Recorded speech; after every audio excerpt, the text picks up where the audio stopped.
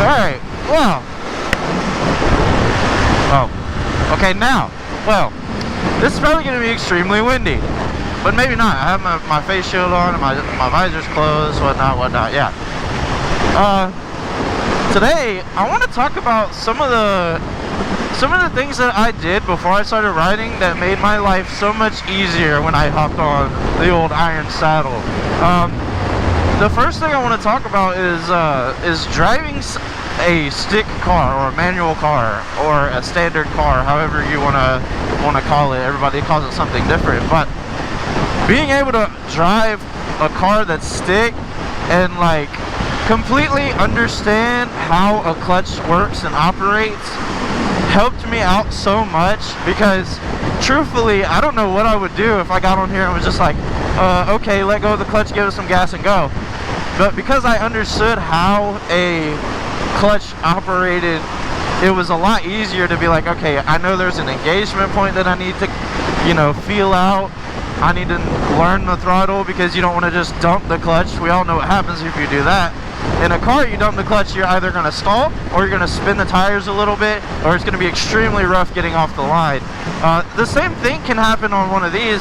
Even though this is a 500, it doesn't have any like traction control or anything crazy, so if you dump it in first, it could grip and stand up. It could be extremely uncomfortable. You could be bucking a lot trying to get it off the line.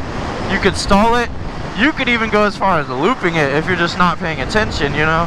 But I feel like learning to drive stick was an immense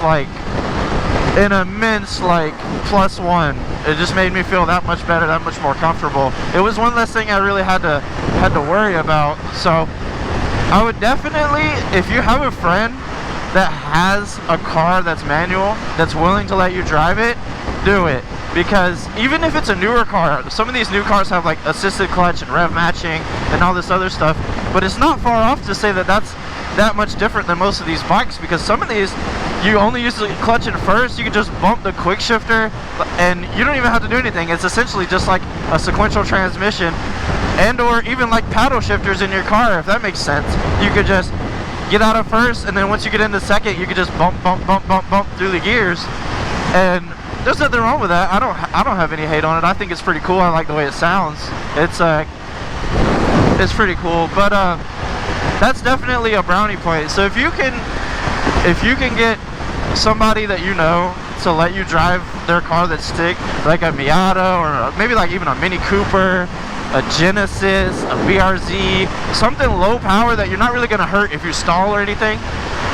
Even the new Corollas are manual, even though they're front wheel drive. It still kind of gets you that sense of like how a clutch feels, how it feels to just move through traffic and switch through gears, because you're going to be constantly changing gears on the bike. The only time you won't is when you're on a road like this. And I'm on a main highway, so these are things you have to think about, you know. But if you're already used to changing gears, like I dailied a manual 240SX for a long time, and I probably still would be if I wasn't being rebuilt right now.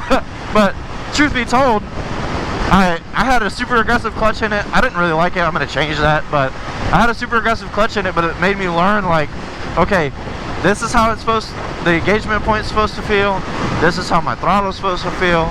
And if you mess up, the car's going to get sideways. So, or if you just dump it, you're going to spin the tires, or you're going to stall it and look like an idiot, you know? But so definitely, if you have somebody that you know that will let you drive their stick car, and or even start like just let you ride like a Grom or something that's very low. Like if you dump the clutch on a Grom, it's probably just gonna stall. Like the margin for error is pretty big, versus if you're like, yo bro, let me ride your GSX R1000. I used to ride dirt bikes.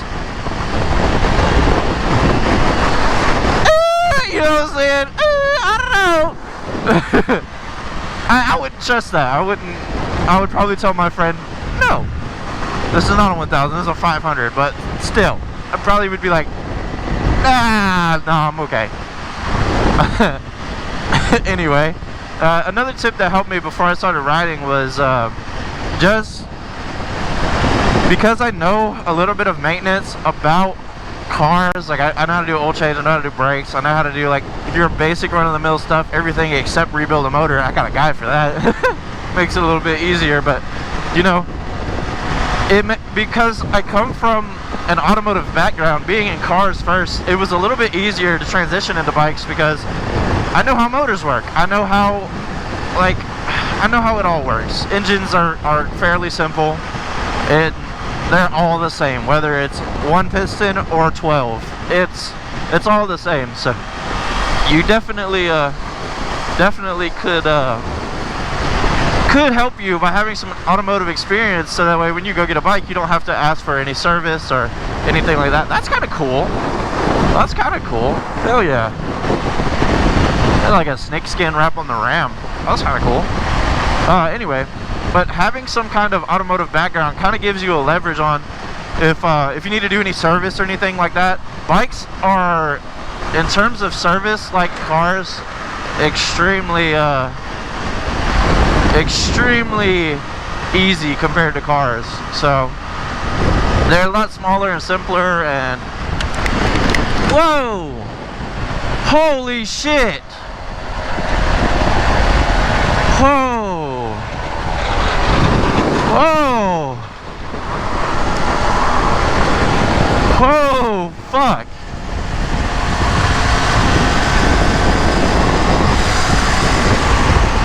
Holy shit! Whoa, shit! Oh, excuse my language, I almost died. Oh, thank you. Oh, man. That's gonna make an amazing video. I almost fucking died. Oh shit! That guy's drive shaft fucking exploded! Oh my god! Nobody would believe that if I wasn't recording right now! Oh my god! Holy shit! Woo!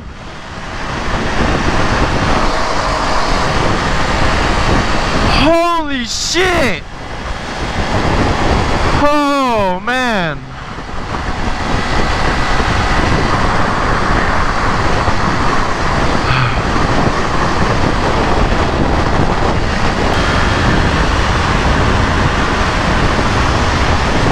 Whoa, man.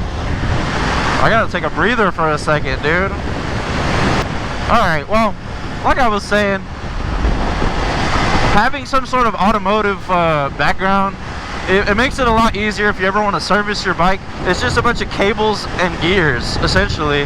So adjusting the clutch, adjusting the brake, it's all extremely downsized compared to a car. So you don't need really a second person to help you unless you kind of want that, like, hey bro, help me put my bike on a stand so it doesn't fall one of which ways. And that's perfectly cool. I would never be like, bro, you're weak, you can't put a bike on a stand by yourself. I'd be like, I understand, man. Everybody has their own anxiety. Nobody wants to drop their bike. You know, it's inevitable, but nobody wants to do it. So if you can minimize that, then that's completely fair. Another thing that helped me, and I don't know if this truly translates as well as I might be portraying, but coming from a background of like being active definitely helps. So I used to skate, I used to ride BMX bikes, I used to, you know, do everything. And I feel like just understanding what balance is and having a core, like, I'm not fit by any means. I'm not gonna be flexing on my bike with my shirt off ever. That's not me. I'm never gonna do that. But having a strong core by doing certain exercises or sports or anything definitely helps you, because you don't realize it, but you get extremely fatigued by just sitting here. It sounds crazy, but the wind is brutal. Hell, you might die like I almost did. So, you know, it's something to consider. Just having, like, being somewhat active. I'm not saying, like, go to the gym, do anything crazy, because I don't do that. But having some sort of, like, active nature to be, like, always want to be outside and whatnot, it'll be a lot easier when you jump on a bike, because you'll be kind of used to, like, playing sports in the cold or skating when it's cold or stuff like that, it kind of helps because you're a little bit used to the like uncomfortableness because you're having fun. So it doesn't sound too crazy, but definitely something to consider.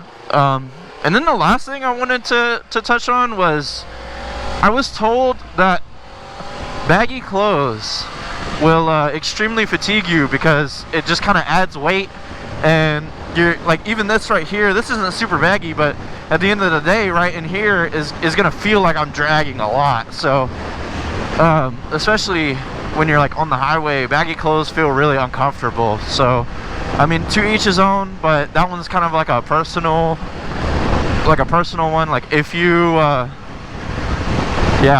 if you're just riding with baggy clothes, you have more of a chance to be fatigued. Like my pants, my legs right now, I don't really feel anything because of how like, I mean, they're not like skin tight, but I've got underpants on with these underpants, the like thermals underneath this, so they look a little bit tighter than they are. You got a bag hanging from your exhaust, brother. Actually, that's your subframe. Anyway, those are a couple things that helped me. Driving stick, having some sort of automotive background, along with having some kind of active nature, just wanting to be active, be out in the public, like, you know, just doing stuff, being outside, will definitely help you get over that, like I don't want to ride because it's cold or it's really hot. Like, if you already have an active nature, those kind of things won't really bother you as much as you might think. Now, extreme cold will mess with you. I will 100% tell you that. Like right now, it's I don't know. It's for us in the South, it's cold. It's a little chilly. I think it's about 48 right now, and I got a few layers on, which I'm comfortable. My hands are kind of cold, but like if you have, well, that doesn't really help me stay warm. But the thing I've found with thicker gloves is you don't feel as comfortable with the controls because they feel a little more like vague. You're like, you almost have like no feeling because the gloves are so thick. Granted, your hands stay warm, so that's something, but like, I don't know, it's not something super crazy, but like gloves can be pretty extensive, and I didn't know that until I started riding. But anyway, I hope you all enjoyed this extremely wild video. Thanks for watching. This has been a few things that I did or found out when I started riding, or before I started riding, that definitely helped me when I transitioned into riding. Oh, that was a big bump. It helped me when I transitioned into riding. So thank you for watching. I appreciate your time, and if you want, go slide on over to my brand and check it out, fantasize.co. I'm wearing one right now. This is our Ride Safe hoodie. It says, ride safe, the road will humble you. And as you can see, it can humble you. So y'all be safe out there. Until next time, peace.